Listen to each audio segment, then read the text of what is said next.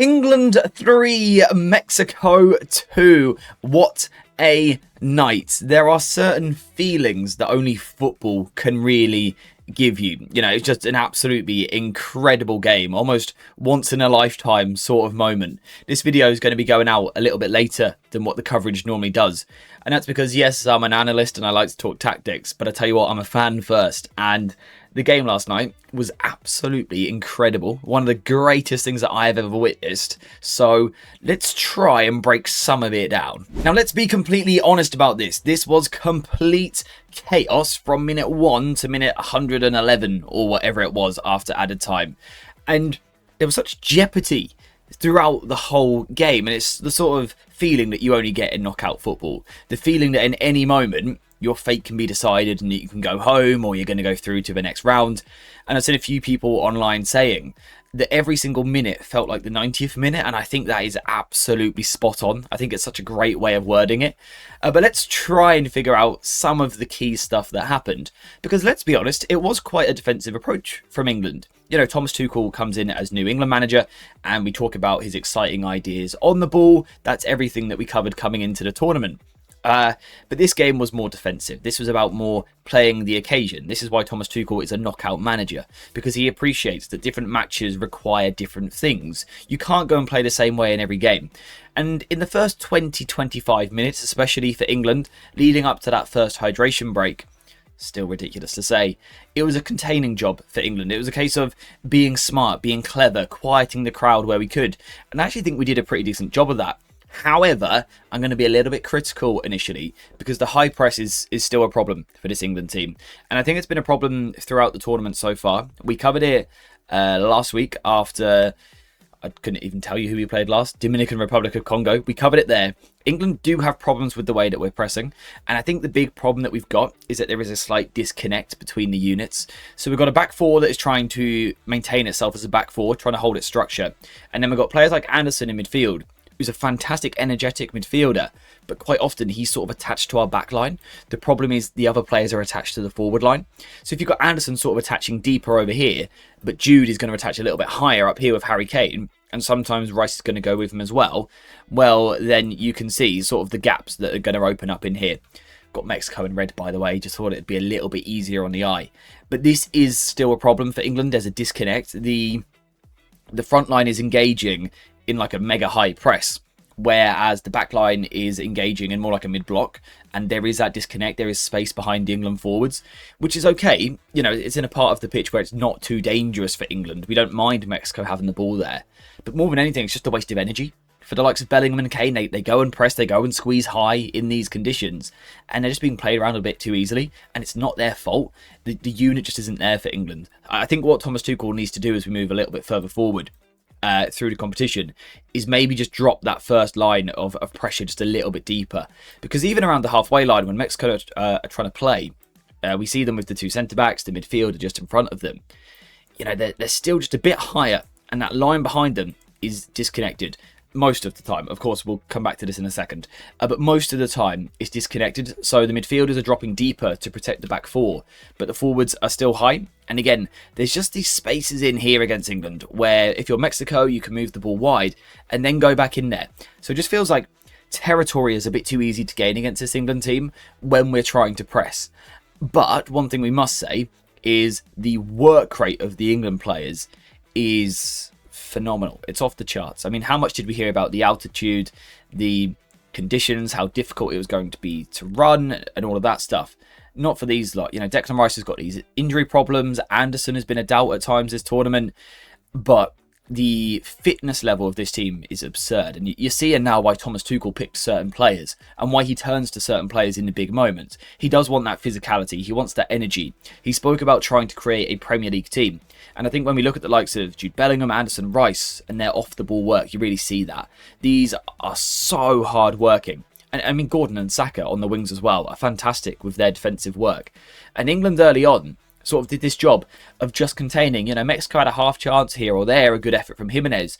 But I think England managed that first 25 minutes almost perfectly. But tactically, we've still got to fix that press as we go through the tournament. Now, to tell the truth, England didn't have that much of the ball in this game. If you look at the possession numbers, it looked like it was all Mexico, of course, largely affected by the red card. But England certainly came with their plan on the ball as well. And this is where we see Thomas Tuchel being, again, a knockout manager. A manager that is understanding the occasion and what's in front of him. We've seen a few teams this tournament, literally from the very first night of the World Cup, going into these big games against these hostile crowds, these high-energy teams, and taking far too many risks on the ball. We've seen teams trying to knit the ball through the thirds, which is beautiful to watch, right? It's a great idea. You know, it's the way that everyone wants to play football. But you got to pick your moment to do it. And I think England were very strategic with their decisions on the ball. And I think that comes from the coaches and the manager, of course. But I think some really intelligent players who really dealt with the pressure very well. It's, you know, as just mere mortals, we will never understand the pressure that these players are under in these moments. But the number of decisions that they're making in a football match, it's insane how much they have to sort of compute and register and try and program throughout a game. But I think the England players made great decisions on the ball of when we were going to try and play and when we were going to be a little bit more direct. So, you know, there's moments where O'Reilly takes the ball under pressure or Guehi just calms us down and takes a few extra touches. But I like the variety in England's play. And this was something that we spoke about before the tournament started. The goal kicks. Guehi often taking them, so you think England are going to play short out from the back. But what we're doing is we're taking the goal kick short, it goes to Jordan Pickford, and Mexico try and jump. Mexico try and jump and get themselves a little bit higher, of course backed by the crowd, but England are not afraid of sending that ball long. Look at Jordan Pickford's pass map. The range on his passes was absolutely fantastic. Was he helped by the altitude? Possibly, but he pumps that ball long. And, you know, it's not dropping around the halfway line. He's really sending it towards the edge of the Mexico box. And this is where I think England genuinely have a different tactical weapon to every other big team at this tournament because of the size and the physicality that we've got on the front line. You know, France are incredible. Spain have got a great forward line. But do they have the players that you can go long to and are going to hold up the ball against the centre-back? I don't know that they do. And this is where England have got a bit more variety than some of the other teams at this tournament, because you can go long to Kane, who did fantastically well against the centre-backs. I mean, this guy's an absolute monster, but Kane did so well just getting contact on the ball, just disrupting the centre-back. And then we know that England have got the midfielders that can pick up the second ball, that have got the energy to sort of gather that ball in the middle and then try and play from there. Jude, of course, is big for that as well. The last few minutes playing as a striker, holding the ball up. But Anthony Gordon as well was a really useful sort of target man for us against the fullback as well. And I just, again, think England did this very well. It's about being smart in knockout football. It's about picking your moments where you're going to play and picking your moments where you're going to go direct. And when you show that constant threat with the direct ball, you sort of got that energy about you. You know you're under pressure at the back, but every time you go long, England were getting into great positions. So that's sort of the story of the first 30 minutes or so. Now we have to try and cover everything else that happened in this game because it very quickly became very chaotic. Initially, because England showed their quality. The 2 goals, I think, are absolutely brilliant from England. Again, considering what we'd been going through for the first 30 minutes, the way that we were trying to contain the game, I think at the point where we pick up the ball here with Jordan Pickford, it would have been so easy to play the same game. To hold the ball, to take the time, to kill the crowd out of the game, you know, just roll it to one of your centre-backs and we'll build another slow move and maybe put a ball into the channel again. But I love how sort of proactive Jordan Pickford is, bowling that ball out to Declan Rice. And this is where Declan Rice is a monster, right? He just eats up the ground. He picks up the ball. He drives through the Mexican midfield. I say through, it's actually round, right? And how many times have we spoken about that with Thomas Tuchel's England idea? It's about going round the opposition. You know, likes of Argentina, they want to play through the opposition, through the middle of the pitch. England want to go round. They want to hurt you out wide, then get the ball into the box. And I mean, boy, oh boy, can they do that. The first goal is incredible. Declan Rice with the carry initially. He feeds Bukayo Saka down the right-hand side. Glad to see Rice closer to Saka in this game. I think that's a good idea. And the quality from Saka, he takes his man on, he beats him. And I think England had that threat all game. Saka and Gordon, I think, both had the beating of their fullback. Saka beats his man, stands up the cross. But watch Harry Kane. He does something very very He moves towards the far post. He attaches himself to the far side centre-back. So if we just quickly come back to the tactics board, just so we can sort of try and visualise this a little bit, try and understand really what's going on here. Jude Bellingham is lurking at the back post, and Harry Kane knows that Jude Bellingham is going to crash into the box. He knows he's going to make that run. These players work with each other so much. Kane knows that. Kane knows that Jude is on his way. So what Kane does is he thinks, I've got to make a little bit of room for my mate in this area here. So if Kane attaches himself to the far post and stands there, he actually just takes up the space. But if he just goes and stands at the near post, then the far centre-back can mark Jude Bellingham. So what Kane does is he decides to take it upon himself to basically disrupt the whole Mexican defence. He moves away from goal. He attaches himself to the far centre-back. And then as the ball comes in, he drifts towards, and that brings the far centre-back with him. And then look at the space that is left for Jude Bellingham to crash into. It is genius play from Harry Kane. Didn't touch the ball once in that whole goal, but his movement is absolutely fantastic. The ball from Saka is high quality. We need more of that. And Jude Bellingham with the goal, it's absolutely fantastic.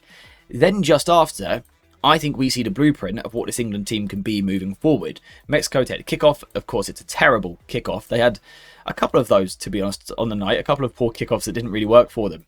But we saw better distance than I felt from England. Because for the first time in the game, really, and one of the first times in the tournament since the Croatia game, I feel, we saw that Anderson and Rice both were able to get up and support Kane and Bellingham. So we said in the first segment the fact that the front line are going, but the midfielders are dropping, and it leaves that space in the middle. What we see on this kickoff here is that Anderson and Rice are that much closer to their forwards. The forwards are that much deeper because it's just been kicked off, but the midfielders are that much closer to them, right? And they're able to jump. And when you give players like Guahi, I think in defence, Anderson, Declan Rice, Jude Bellingham, shorter distances to jump, I think they can be one of the best pressing teams in world football. So at the moment, I think we look really bad at it, but I really don't think we're far off being very good at it because of the players that we've got in the squad. And Anderson sort of goes hunting, Gordon goes hunting with him, England win the ball, and I guess pure quality from great players. The ball from Jude Bellingham is probably a little bit overhit, but Harry Kane gets there.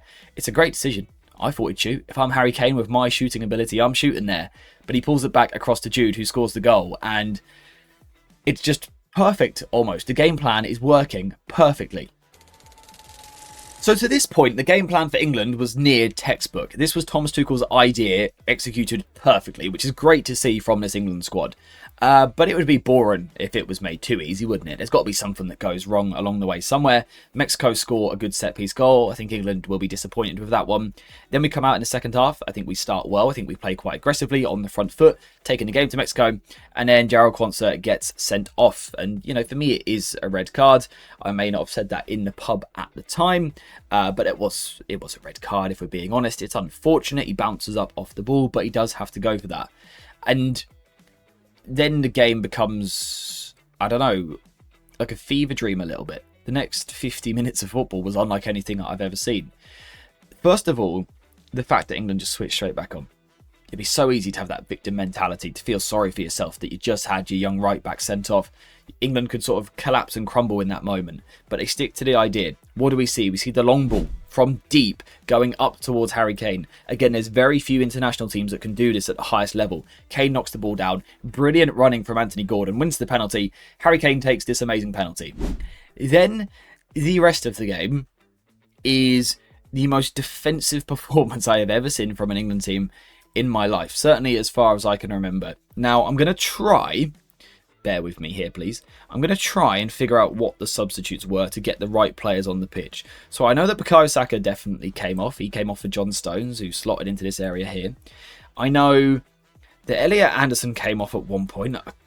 No idea who for, but he came off at some point. We saw Dan Burn went into the defensive line alongside these guys. We saw O'Reilly come off, having just received a yellow card.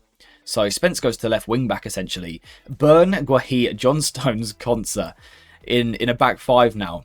And then we've got Rice, we've got Jude Bellingham, and we've got Anthony Gordon. And then Harry Kane up front, who eventually became Jude, and Morgan Rogers went into midfield. And, I mean, just from this moment onwards, it's incredible from England. Of course, we concede the penalty, given away by Harry Kane. Again, I think it probably is the right decision, even if I didn't say that in the moment. And again, I think England's response is just fantastic. And what we see from, you know, that point onwards, it's tactical, of course. It is. Thomas Tuchel makes a great decision to get Dan Burn on. That looks like it was genius in the end. I thought John Stones was fantastic defensively. Spence had his big moment as well. So it was a tactical change. But I also think we just have to acknowledge, first of all, that Mexico were daft with their approach. Stop crossing it, lads. It's not working. But these England players, just to a man, just worked and worked and worked and just kept going. They just kept going. It did not stop. I think Jude Bellingham and Konsa in particular looked absolutely finished. Every time the Mexican winger would pick up the ball, you know, Konsa sort of tucking in when the ball's over here. So the ball's over here on the far side. Konsa sort of tucks in to support his centre-backs. The ball goes out there. He's got to get out there again. It goes in. Okay, now he's got to go back. And he's just doing sort of like a bleep test. Just going here. Shuttle runs almost. And he just kept going. And you could tell he was shattered. Jude Bellingham was shattered. Declan Rice is playing with this injury. Gordon, incredible defensive work rate. Making sure that Spence was never outnumbered. No easy crosses into the box. And when those crosses did eventually come into the box, you know, the guys at the back were absolute monsters. I think Dan Burn with the blocks, the clearances was almost iconic, to be honest, from him. I think he was fantastic. John Stones brought real leadership and experience. And we don't really associate Stones, to be honest, with his box defence. We don't associate him with sort of seeing out a lead, do we? That's not what we think about with Stones. But he was absolutely fantastic. And I mean, the man behind them as well, Jordan Pickford. The only flaw in his performance is that he didn't save a penalty, which is incredibly critical of me. Jordan Pickford, I think this is one of the greatest games we've ever seen from him in an England shirt. You know, not just the long passes earlier, finding those forward options, allowing us to get into the attacking positions. Of course, it was him that released Declan Rice quickly. But protecting his goal. You know, he concedes 2, but was still arguably one of the best players on the pitch. Probably top 3 performers. The saves are fantastic, but honestly, he is coming out in big moments and taking responsibility. And I think that, more than anything, sums up this England team compared to England teams of the past. Certainly the England teams of the early 2000s and sort of the early 2010s as well. Those England teams lacked character. They lacked players that would take responsibility in the big moment, that would stand up and just take accountability for everything. But to see Pickford, you know, he's not the biggest goalkeeper in the world, is he? But to see Pickford just time and time again coming flying out into his box and just trying to punch absolutely everything, just getting everything away. Dan Burn is heading it about 40 yards up the pitch. Declan Rice is getting a block and it's ending up in the Mexico penalty area. England, like I said, at this point, it transcends tactics. It's not about tactics anymore. It's just about heart. It's about desire. We talk about, you know, I hate the line, they wanted it more. But I tell you what, I just feel like this England team did. They dug in a way that we very, very, very, very rarely see from an England team. You know, we haven't seen this. I personally have never seen it. You know, I'm of an age where I haven't seen England do this before. But they just dug in. They were gritty and they just found a way to get the result. I think Jed Spence had his great defensive moment as well, which he really deserves. And yeah, it was just incredible. It was one of the weirdest footballing experiences I've ever had watching it.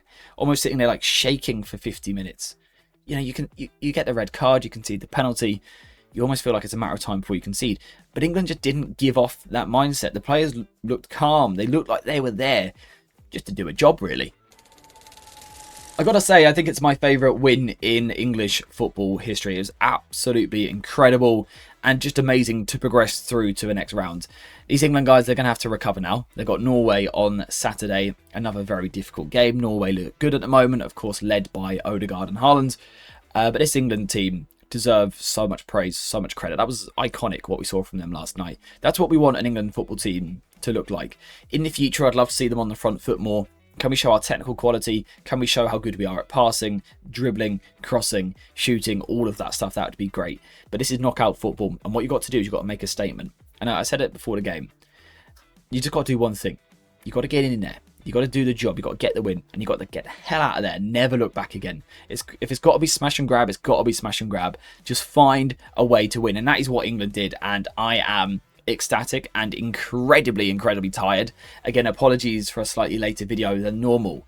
But I've just been trying to process it. Just trying to process everything that happened. And it probably won't quite register for a little while, to be honest, what we actually just watched. We're watching some of the best English players we've ever seen in history, in Harry Kane and Jude Bellingham. But the togetherness of this squad, I think, is unlike anything we've ever seen. And that's really saying something, because Gareth Southgate did such a great job creating this unity between everyone. But Thomas Tuchel just seems to have found a way to take it to the next level. And a win like that is just going to kick us on even further. So England are in a great place. I said before the tournament, England can win the World Cup. I said we're going to have to come through some very gritty games. We're going to have to get some luck. Hopefully that luck comes soon. That'd be quite nice. But yeah, England are still alive. England still have a chance of winning this World Cup. It's going to get harder. It's going to get even harder. We're going to play even better teams. But England have just got to keep locking in, get out there and find a way to win. And it's what Thomas Tuchel does best. So I'm quite optimistic about England's future here. But we should probably wrap the video up there, because I could sit and waffle about this for the next, I don't know, 34 hours. So I should probably stop before I get too carried away. So yeah, we are going to wrap up there. Thank you guys very much for watching this video. Again, apologies, it's a little bit late, but needs must. Yeah, thank you for watching. I hope you have enjoyed this one. And as always, I'll see you in the next one.